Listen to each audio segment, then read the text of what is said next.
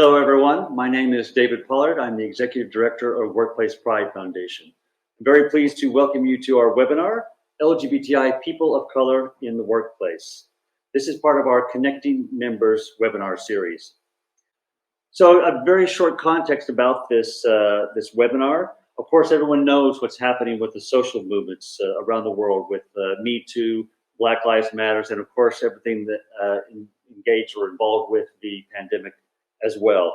And so we found it a fitting moment to hold this webinar about LGBTI people of color in the workplace. And the setting actually came from the work that we've done with Boria, which is an LGBTI organization in Suriname, in South America, where we were able to hold a conference back in 2016, Workplace Pride was. And I'm very, very pleased today to introduce you to the man who is now running Boria in the Netherlands here. So I'm going to give the floor now to our moderator for today, Winston van Niel. Thank you very much, David. Thank you very much, Workplace Pride, for this amazing opportunity to present Boria the Netherlands. Before we jump into the actual webinar, I would like to share with you a very brief story about Boria the Netherlands. And I'm going to do that based on some slides. So if I could ask you to start the slideshow. And this story actually starts when I was 15. I was about to finish high school. I was attending a school in the multicultural part of Amsterdam, which we now know as Bijlmer. At that time, I was aware of at least two things: the color of my skin and my sexual orientation. Because of my educational level and the school system I was at in the Netherlands, I was forced to make a study choice at a rather young age. As I learned that opportunity was within reach, living it became something rather abstract. Except for being a male, I did not see anything out there that was a reflection of me. Next slide, please. Now, 20 years later, myself, my generation have become that reflection. And that is something that we can be quite proud of in the Netherlands. However, recent developments have shown us in the past decades that this notion of feeling and being included is not always shared by everyone. Next slide, please. And this message became very clear in June. Next slide, please.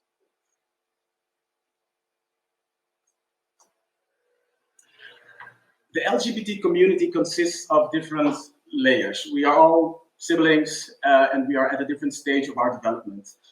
There is, however, one layer of people who have built quite unique strengths during their coming of age in the Netherlands or any other multicultural or multi-ethnic context, even before they started their careers. It is about time that we tap into those resources, especially when we talk about the well-being of our community also at the workplace. Because who are these individuals? What can they bring us? And what can we learn from them? Right now, people are looking for perspectives and companies are looking for solutions. What if there was one organization that could bridge these two things? Well, this is what Boria Netherlands is all about. Boria wants to bridge these two things by bringing together LGBT professionals of colors, new stories, new faces, new perspectives, for basically three things: networking, empowering, and also raising the attention for more intersectionality. For these actions, we are going to bring our lived experiences over the past decades, especially coming from a source of strength. So far, it has helped us to get the trust of professionals of color to join us. It has helped us to start talking to a number of potential partner organizations to help us bring our message across through their channels. And of course, today it has helped us to launch this amazing webinar with Workplace Pride. And of course, we are very happy about that. This is, of course, because of a great team. Next slide. Next slide. What makes them special is the combination of their uniqueness and the experiences in different sectors. The consistent factor: passion. Passion to make it a bit more easier for the generation to come, but also for the generation that already exists. Now, I'm about to wrap up in a bit, but overall, I would like to involve each of you listening right now to help us determine what we could do to change the odds for more young and experienced LGBT persons of color. At Boria, we are committed to focus on what works. But we can only start when we have a common understanding, because without shared information and language, there is no change. Now, to wrap up, I would like to say that seeing is believing, because if others have done it, I can achieve the same thing. Now, for many of us, that's already the case, but we want to make sure that that queer Black teenager out there with the dream to reach the top in your company start seeing this as well. Thank you very much for your attention, and now I will go into a different role as we will start this webinar with three amazing people.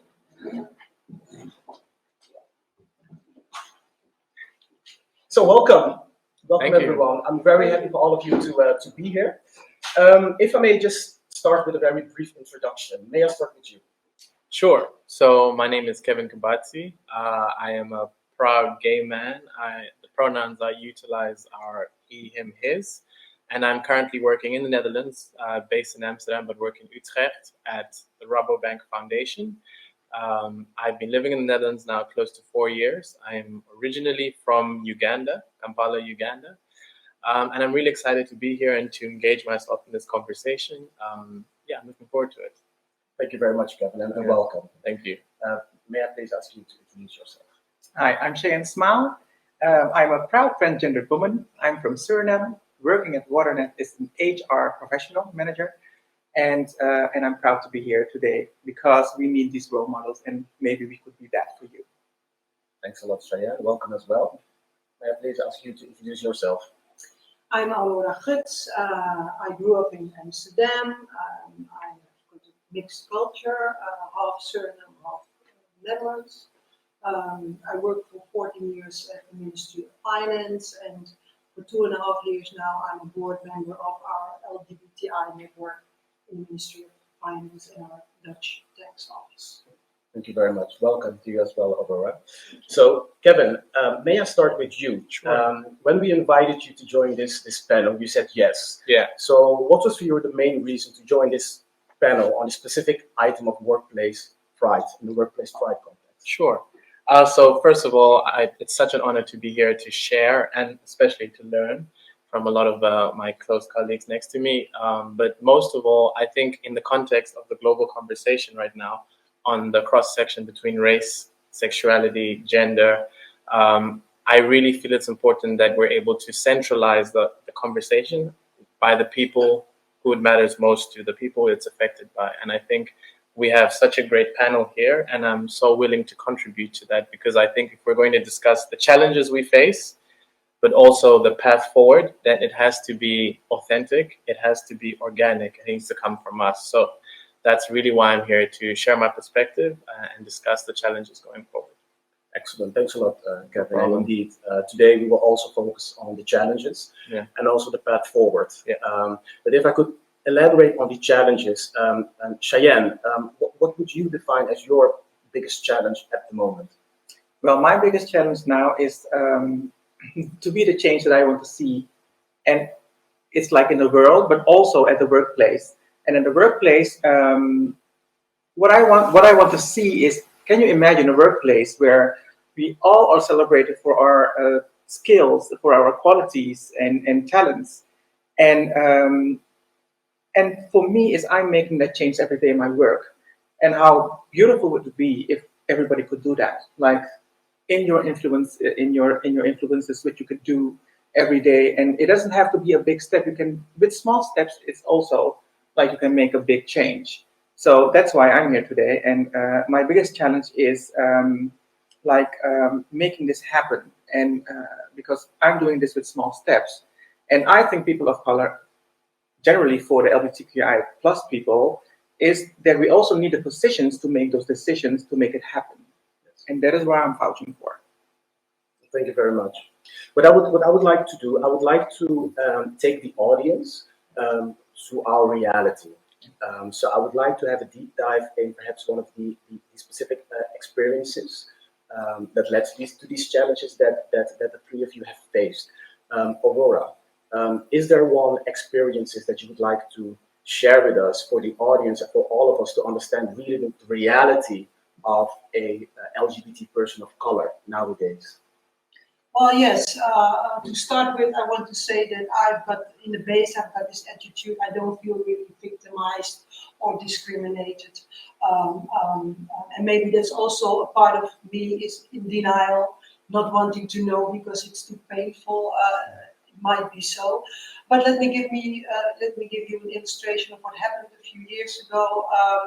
Me and my ex-boyfriend, we met each other on university. We studied public administration, and we take interest in each other's jobs. And he invited me to come to this meeting. He was about to give a presentation there to some municipality somewhere in Holland.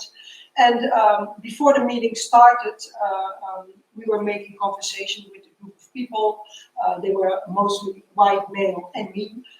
But at the time, I wasn't really conscious of that, and why should I? But then one executive came in.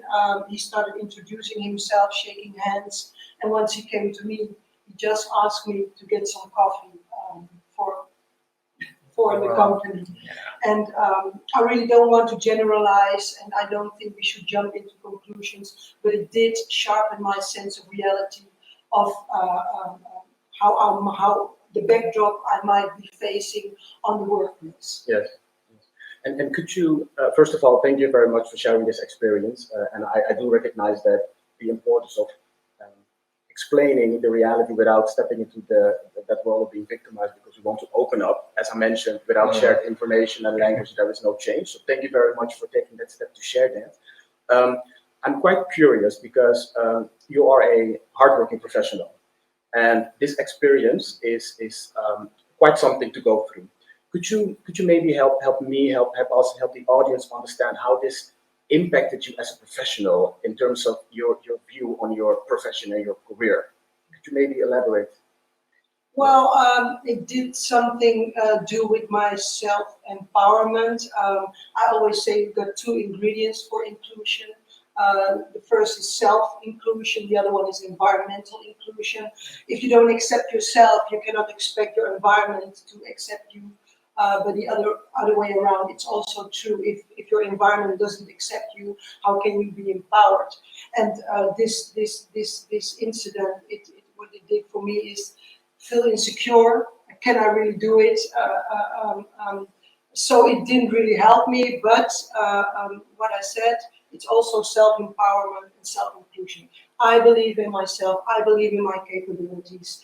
And so just be the change you want to be, you want to see. Just do your best. And I think that's maybe the best way to get there and to integrate. Excellent. I really admire your courage and your ability to reflect on that situation. Kevin, Cheyne, to what extent does this experience or the way that Aurora reflects on it resonate with your own views on this matter? Could you perhaps? Well, I had a same experience, and I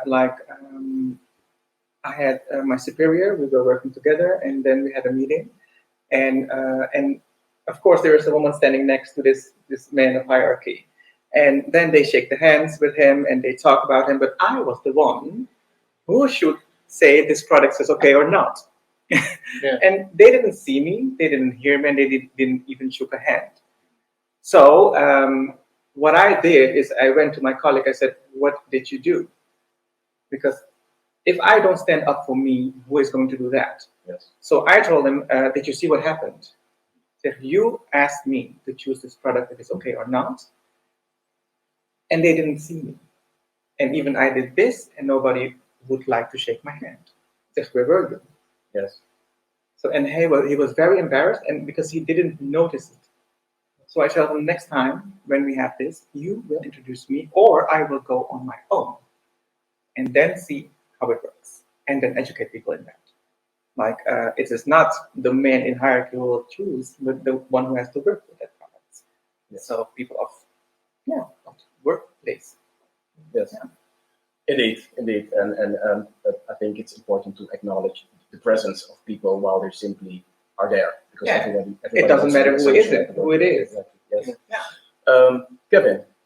So I think I've had quite a few different experiences because I think the examples that my co-panelists have shared also have quite a gendered element, and I'm very much aware that I'm a cisgendered gay man. So some of these dynamics I don't directly face, but I still try to stay aware of them. Right now, what this triggers in my mind is when the entire conversation started with Black Lives Matter at the end of May, start of June, where I really saw the difference between the Black queer colleagues and the white queer colleagues, was how prepared people at the time were to discuss this race issue. And for me, it was very, it was shocking, but also a little bit not shocking that some of the white queer colleagues couldn't recognize the pain that we were going through and weren't as quick to be supportive as I wish they were. Yes.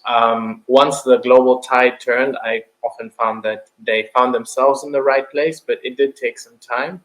And so for me, I really, I appreciate being here and I appreciate having this conversation, but I really hope to see a lot more leadership in the conversation of race from our white queer counterparts. Yes.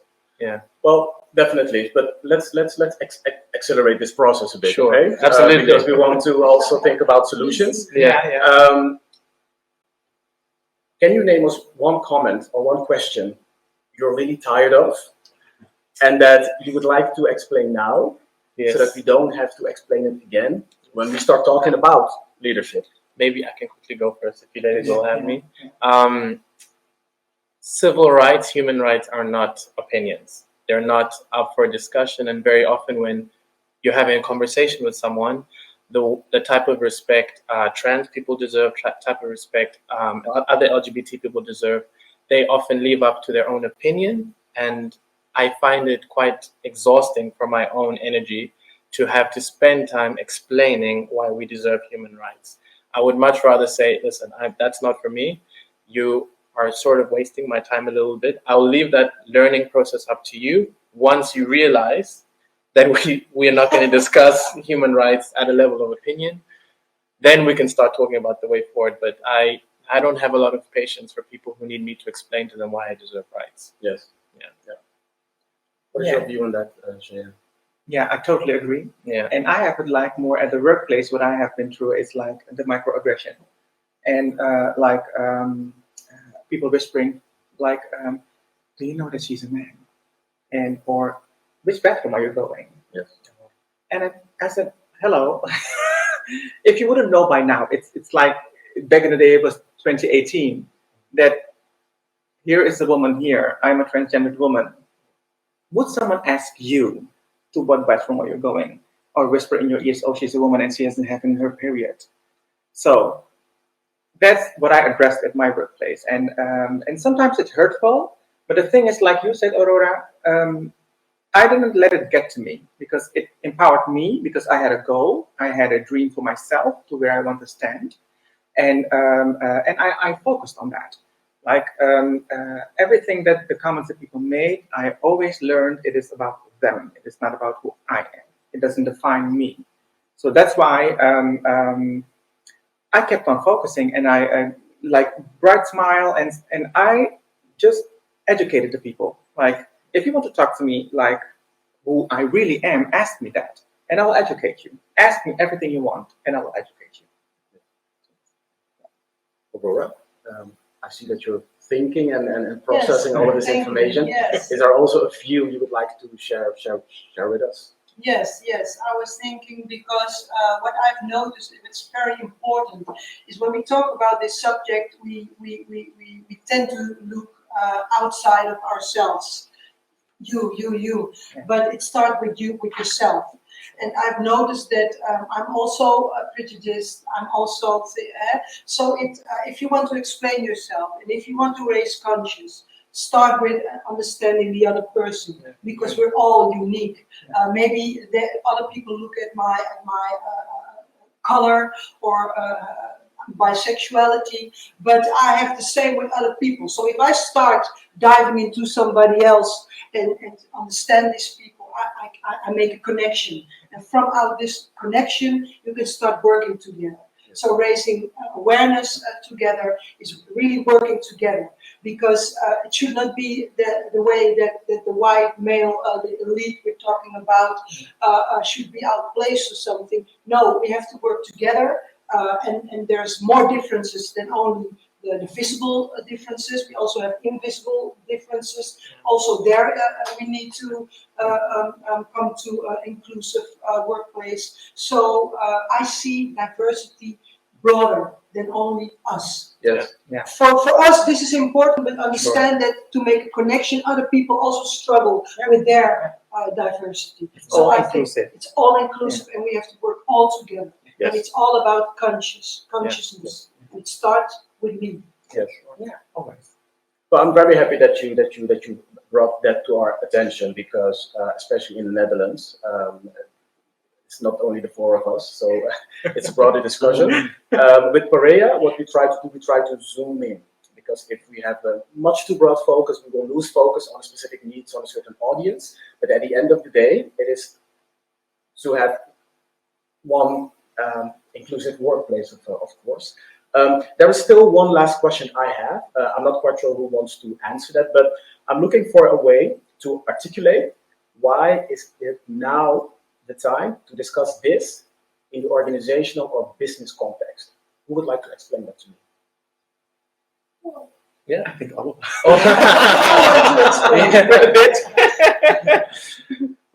I think, maybe very shortly, I think the right wind is blowing at the moment. The whole discussion started with Black Lives Matter, opened a policy window, everything comes together now. And everybody sees the urge now that it's important to do something, because if you exclude somebody, you exclude quality and you exclude cooperation. We need all hands to face the complex world we live in. So I think it's the right time is now. Yes. Yeah. Okay. And then to add that, it's like times are changing. We are a new generation, and we face the problems differently. And you have social media. Back then, there wasn't social media, so you have like more means to address this. And for me, it's like breaking through those unhealthy patterns through time. And we are living in a safe place. We are young. We are very articulate, and we're smart. So we can use that to solve these, to take matters in own hands with each other. And like, we're like big people. It's like social media is everywhere. Yeah, absolutely. Like breaking through those patterns and like restore balance. Yeah. I think that's like the key for me. I totally agree, and I think it's important to highlight that on the question of race specifically, I think Black queer people, but Black people in general, have been speaking on this for quite some time. The only difference now is we have, for the first time, really a white captive audience, or a cisgender captive audience, or a male captured audience, and we for the first time have their ears, and now is the time for us to build on that. But it's important to also recognize that before this, people had put in a lot of work for us to reach this point. And of course, following the tragic death of George Floyd, there's been a lot of discussion, but prior to that, there was so much work done by the people who came before us. Yes. Indeed. I fully agree with you, and it was not always that visible. In my introduction, I mentioned that my reality was different 20 years ago. And you just mentioned that by that time, we did not have any social media. I can confirm that. But let's go back 20 years ago. I was a 15-year-old student. I had to make a career choice. I had no idea. What type of advice would you have given me with the knowledge that you have right now? Cheyne. I would say, and as a peer, I would say, go, and the world is a scary place. Yes, it is. But believe in you, you will be okay, you will be safe, and invest in your personal growth. Learn to communicate. Learn also to understand your heritage, because that gives you power. And then you can understand what people, our inheritance, have been doing through times. So I can live here freely. You can live here freely, and like make your healthy choices for this day. Yes. And and what you said, Aurora, is also, we can be victimized, but we don't have to take that victim role, because we can prevail. That's what I want to tell the young person. Well, so that's the end, I guess, of this webinar, because no, but thank you very much. It's very refreshing what you're sharing with us. Thank you so much. Aurora, what would you tell the 15-year-old Aurora, or the 12-year-old Aurora? Well, I totally agree with Cheyne, actually. I have nothing to add to that. Yes, I just think I believe in education. To be honest, quality. If you're talking, speaking about the workplace, it's the right man on the right place, and that is just general idea. Yeah. So make sure that you are on the right place, and just believe in yourself no matter what. Yeah. I think I totally agree with both of you. And if I could say something to 15-year-old Kevin, which is last year, no, I'm joking. But if I say something to 15-year-old Kevin, I would tell him to seek out community, because I think with all the different challenges that we have, solidarity will get us through most of it. And I think 20 years ago, there were so many difficulties that queer people of color were facing.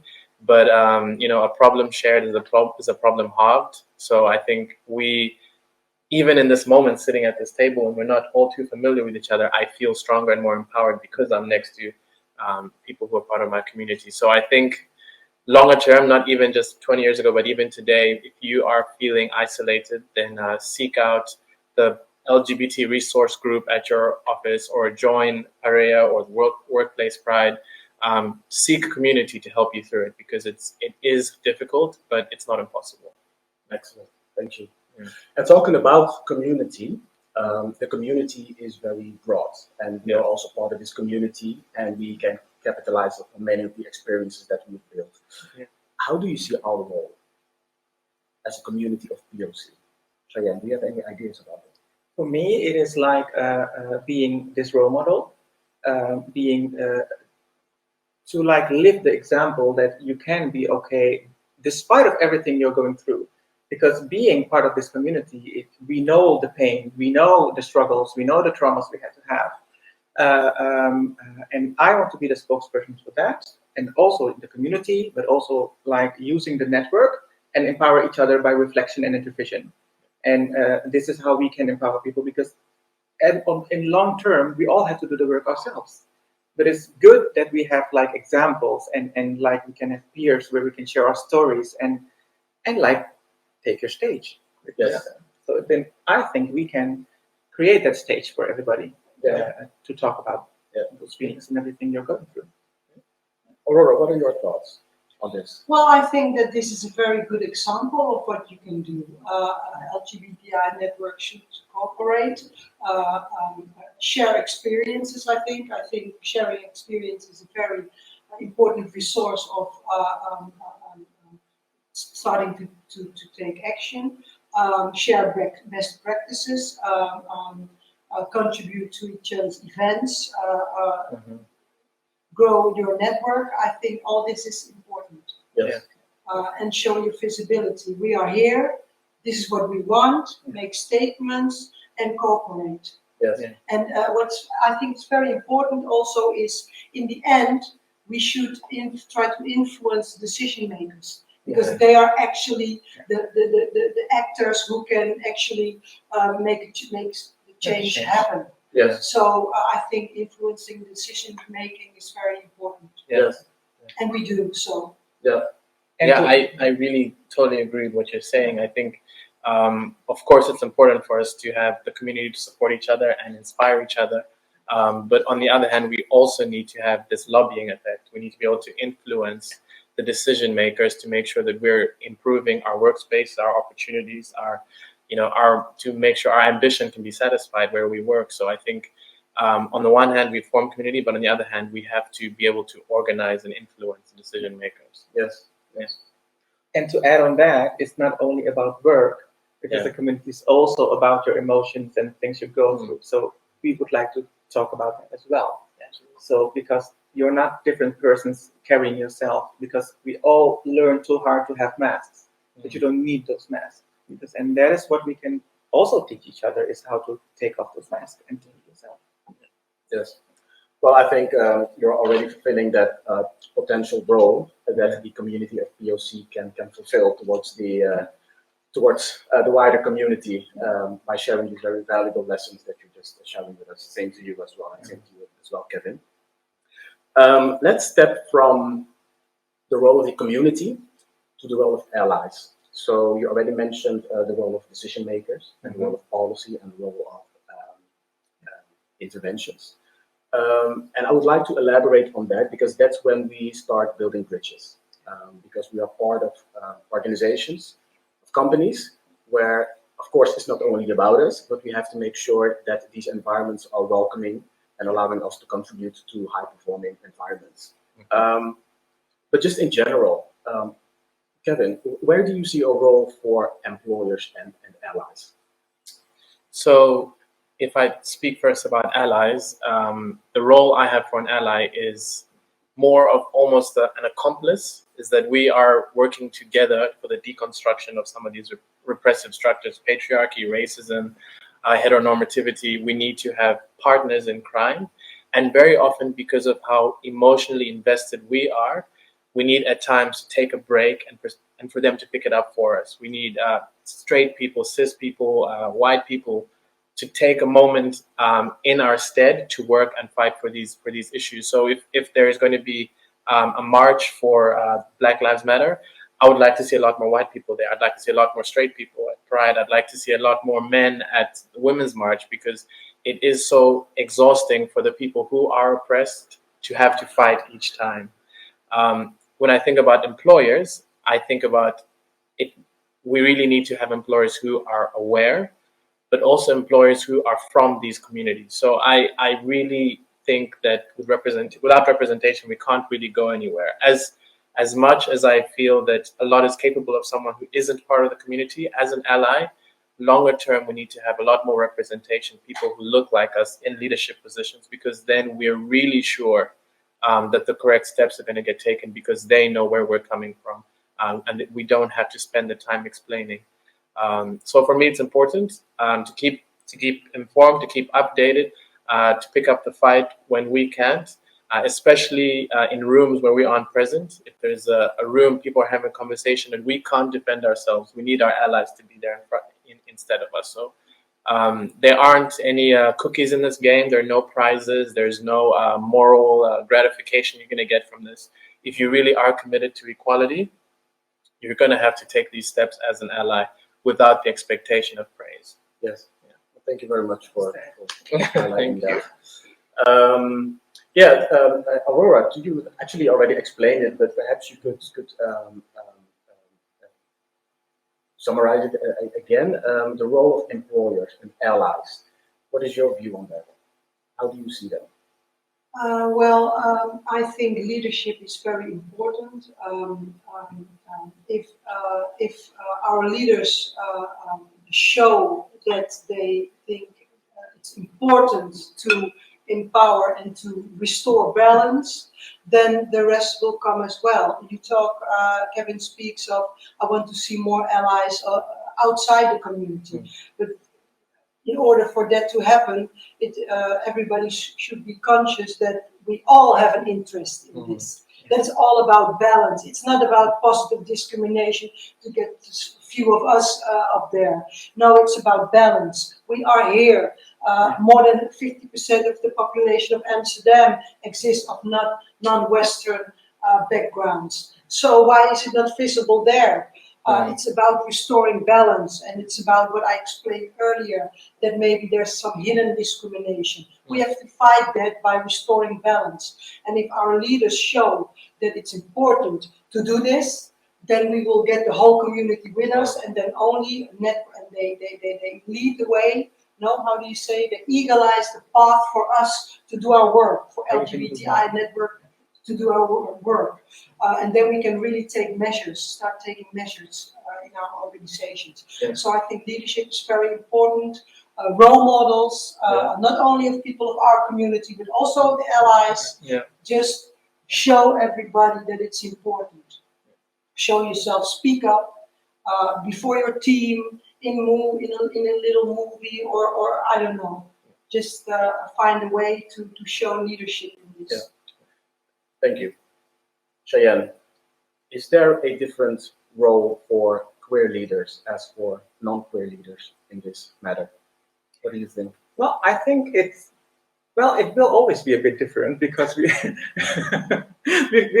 like everybody has those challenges in life, and like how you've been molded and how you see life through stuff. But I feel like for me in particular, like going through the hormones and like having my surgery done, and like the traumas I had to face, like double that.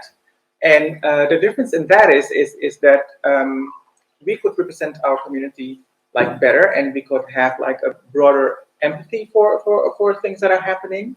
But the thing is, it has to be the same, because I know colleagues, I have colleagues that have that same empathy for everyone. Yes. And I think it is about what you said about the leadership, but then to see with the filters of diversity and inclusion, and you have to have the inclusive leadership, you have to have the diversity in all those programs. And I think also it's not about, it's also about the allies, but on strategic, tactic, and operation stuff. Because how this will work, it will work when you have those goals in every layer of your company, because we are all accountable in the whole company. I cannot expect my superior to be accountable and I'm not. So we need to be our own ally with others. And also, like how it will work, you have all the strategies you can have, but you have to have goals. You have to have the values that we share as people, and what kind of behavior we want to see from each other, and then be accountable, to be held accountable. And if you want to measure it, you can do the KPIs as well. Yeah. And then you will see it will be going to action, and then make a real change. So we are all inclusive in this. Well, I do notice this appetite to become more involved in these types of discussions, because we all benefit from it. Yeah. I will give you a moment of pause. What I would like to do, I would like to give the audience the opportunity to ask some questions to us. And for that, we will go to Mike. First question is from Christine. What do you think workplace pride can do or means to you? Do we need to find new strategies to influence global leaders, members and non-members? What can we do to influence? Good questions. Yes. Is there anyone who'd Sure, like I to- can answer.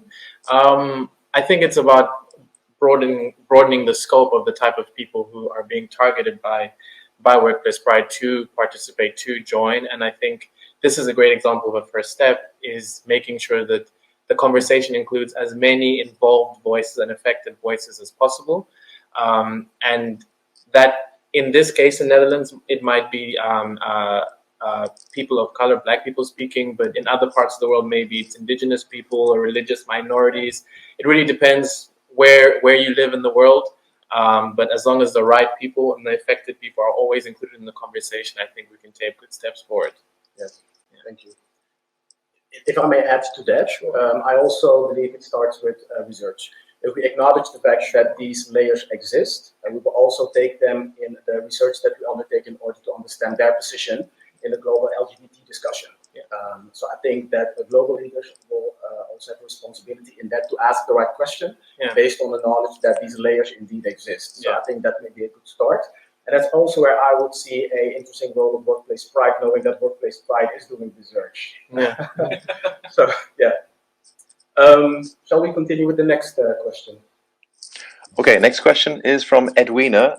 She says, among racially marginalized groups, building solidarity can sometimes be tough because there can be this feeling where one group suffers, quote unquote, more than the other. How do you think these conversations and feelings can be worked through among and across different marginalized groups? Very good question. Yeah, it's a very good, and I like it because I ready? I really feel it. Would you like to answer? Yeah, I would like to answer that, because as we spoke about allies, and what I believe is the changes within, and also be curious to the world of the others with respect. So it starts with asking questions and be curious, like giving the hand, and we in Dutch we call it uitreiken, and outreach. I don't know how you call it in English. Yeah, like doing that, and have a conversation, and you know, I always say, keep it small and keep it kids, like keep it stupid and simple, and also be aware of that you are taking a position of educate and not like having biases about different types of people. Be welcoming and be curious to the other person, and then you can have a real conversation. Taking a position of self-education. Yeah, clear. Thank you very much, Edwina. I hope we answered your question with the answer of Cheyenne. Mike, is there another question? Yes, we do. Very short and sweet question from Walter. What positive changes did you experience in the recent past, and how did these changes get induced or brought about?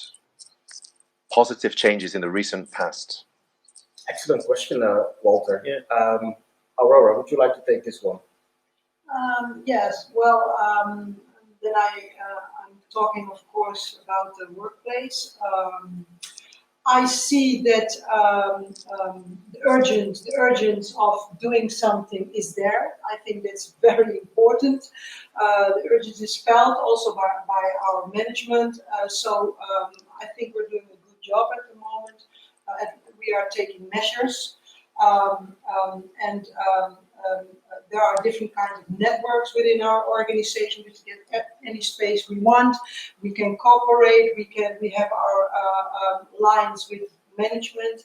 We make plans together. We organize events. I think that's very positive. It means that there is movement. There is movement. The only concern I have is that we do the right thing, because considering the nature of the goal we want to achieve, an inclusive workplace environment with all employees feeling safe, accepted, involved. We want change on the level of feelings. That's very complex. So you need a different kind of approach. You cannot say we've got a technical problem here, so we solutionate that with implementing a new system. Something else is necessary. We need we need different skills. We need to make use of a different kind of intelligence, not only logical intelligence, but cultural intelligence, intuitive intelligence, interpersonal, reflective intelligence to make this work. Yes. So, and I hope that we will become aware of that this is necessary. Not simple implementing stuff, but awareness change. Yes. And we need different kind of people to do this, and we need a different kind of leadership to do this. Yes. And also to add to that, it's about mindset, and change takes time, and mindset also. So you need to have a program to rehearse on that, to exchange, and something really powerful is to be vulnerable, because that's what you're saying. It's about feelings. So we need to, as like the world, we need to be more vulnerable and to act on it, and because there is also strength in that. Yeah. I think what I like about Walter's question is he's asking, what was that moment of transition, that switch, click? Yeah. And what I hear from you is that at the office there was an infrastructure that made it quite that helped you to make that switch. Yeah. And for someone who is not within that infrastructure yet, who is not employed, they need to have a personal experience, personal exposure in order to understand this is the change I needed in order to step up. Does any one of you have had such an experience? Where someone needed a little bit of a change to... Yeah, perhaps for you, when was the moment that you said, okay, today I'm going to be the most authentic Kevin I can offer this world? What was the moment that helped you make that decision? Yeah, and in a very strange way, and it's not really that strange because it's common for millions of people around the world, but really watching the video of George Floyd being brutally killed by that police officer was such a turning point personally for me, because I realized, okay, this is not a joke. This is there is a certain group of people in this world who just do not value our lives, do not value our experience, and I need to stand up and say something. And then on the initial moment, I was looking at America, but then it triggered me to look more inwards and in the country I'm living in, the Netherlands. And I think we had so many discussions here that were triggered by America and then kicked off globally. But for me, I really felt the encouragement, the passion, the drive to have these conversations in my workplace because of the global solidarity I felt triggered by what happened in America. So I think for a lot of people, watching that video or hearing that story or just participating in that moment was just so important. And Yes. I think we're going to look back on this in years to come as quite a pivotal moment in civil rights history. Yes. Thank you. Thank you, Walter, for asking this great question, because it allowed us to give this very refreshing and insightful answer. So thank you very much, Walter. Mike, do we have another question? Yes, we have time for another question. I think it's Greta, who works with several top managers on the subject of exemplary behavior as a means to improve inclusive company culture. So this person says, so more than just talking and speaking, what would you see, the panel see, as the most influential exemplary behavior of top managers that others might start to copy? Yes. Thanks, Greta. Who would like to Make a picture of that, and then see how it changed in 1 year.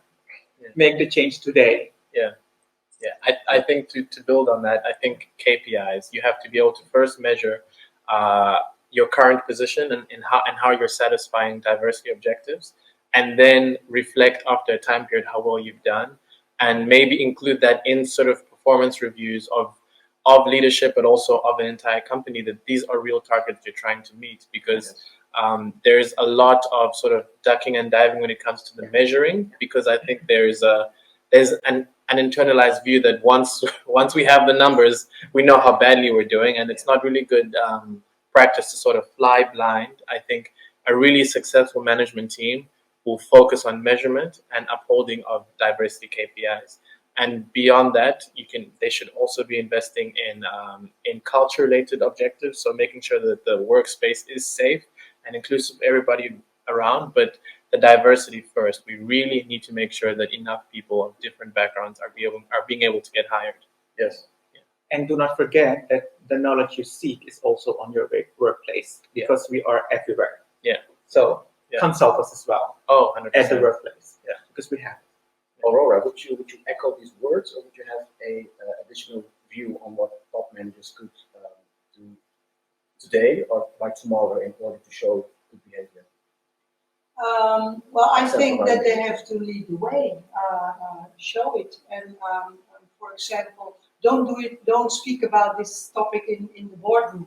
Just go outside on a management day, in your team, even to just in a bilateral, in a, how do you say it, in a conversation, speak up, because there is a risk of just speaking about it but not doing it in real life. When you hear a remark, when something is happening, just take action on this. So I think that you should show that you're really into this, that you really want to have this space, a safe space, that you really want diversity. So show this, and there are several ways you can do this. Yes. And I think it's very important, because when you speak about this topic, commitment from management is very important. Well, I was a bit distracted by something. Okay. We're still But for example, this is a topic not everybody thinks is that important. Why? Let's just work. I mean, I work at the Ministry of Finance. Let's just do our work, and diversity. What is this? But if you, if some leading somebody of the boardroom take interest in this topic and show that it's important, then people will turn and will also start. Because if he thinks it's important, why wouldn't I? So that's a way to start to change the culture around. So that's a starting point. Yes. Yeah. Okay. Thank you very much. Thank you, Greta, for asking this question. Do we have room for one more? Yes, Mike. More question from Debbie. Debbie. Earlier you were discussing about influencing and lobbying decision makers. So Debbie asks, what are your goals, or do you have a wish list for this influence? Rules are rules, but the system and behavior in the workplace is often kind of the bad guy. What do you want the decision maker in the workplace to do? Yeah, so I think the first thing that would be important for a decision maker in the workplace is to listen and then to amplify. So if they are unfamiliar with the different issues that people who might be in more disenfranchised groups are struggling with, then they need to ask. They cannot assume to hold that information themselves. And once they've given enough of a platform for other people to share, then they need to be able to amplify. So I think when it comes to influencing, we would like to approach management and say, we're facing these issues. We feel that they listen to us, they comprehend what we're saying, and then they amplify it to the rest of the organization, because we will never have enough reach on our own, and we need the decision makers to do that. And so, yeah, the two words I would have would be listen and amplify, because we really cannot do this alone. Yeah. So let's say we listen and we amplify. Yeah. In 5 years, what would you like to see? What do I like to For see? you? Yeah, I would like, I mean, my goal is always, as equality is always proportional. So it's not that I want every board in the Netherlands to have 10 black people or something. No, it's always about how we represent it in society. And very often a lot of the corporations around the world just don't reflect the clients and the societies that they're living in, Okay. and that they're serving. So if you have a population that is 50% women, then the management needs to be 50% women. It would be absurd to expect anything else, you know. So that for me, it's always proportional. If I am part of 20% of the population, I should expect that 20% of boards look like me, Yes. you know. So that's always it. Is that we want to be represented. But then you're basically giving the question back, because I'm asking what is it that you want in order to be accepted, but you're asking me what is it that you want to achieve as a business.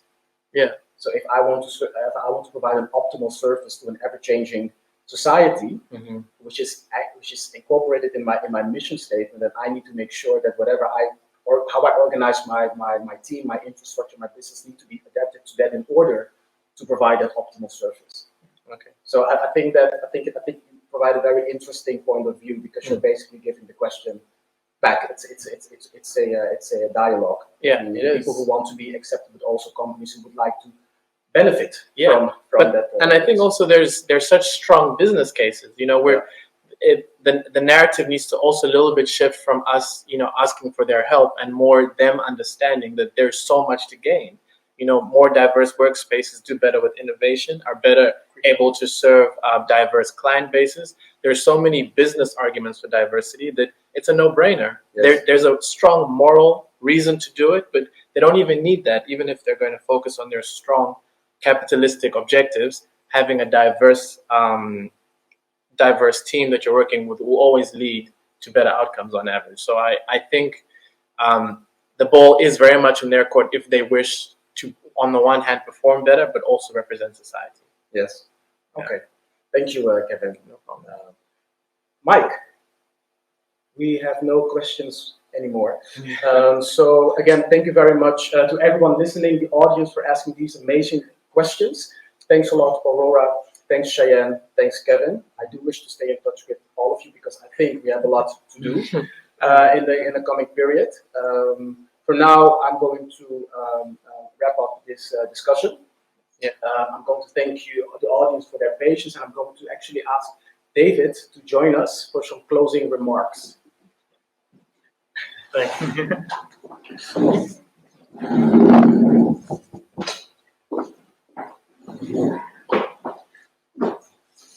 Thank you all very much, and Winston also as well. Of course, we're trying to respect our social distancing as much as possible here. It's kind of difficult.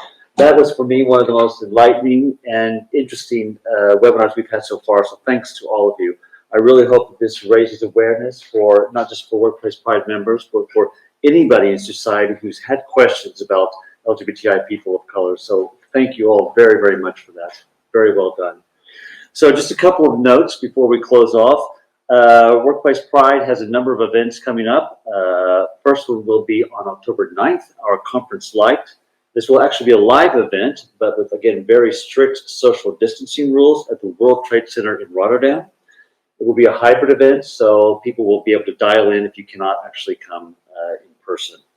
Our next webinar is going to be on the 15th of October, and that is going to, the topic will be trans reintegration in the workplace. So also fascinating. We hope to have somebody dial in from Argentina as well with some expertise. And finally, on the 27th of October, another hybrid event, but a large live element in Taiwan. On the, it's with our members ASML and EY are hosting the event. And we're working very closely with local civil society organizations and the diplomatic corps to talk about marriage equality in Taiwan, since it's the first country in Asia to have marriage equality. So once again, I thank everybody very much. You can find information about Workplace Pride on workplacepride.org for our upcoming events. And I hope you've been able to enjoy this as much as I have. It's been a very enlightening webinar for me. So thank you all very much.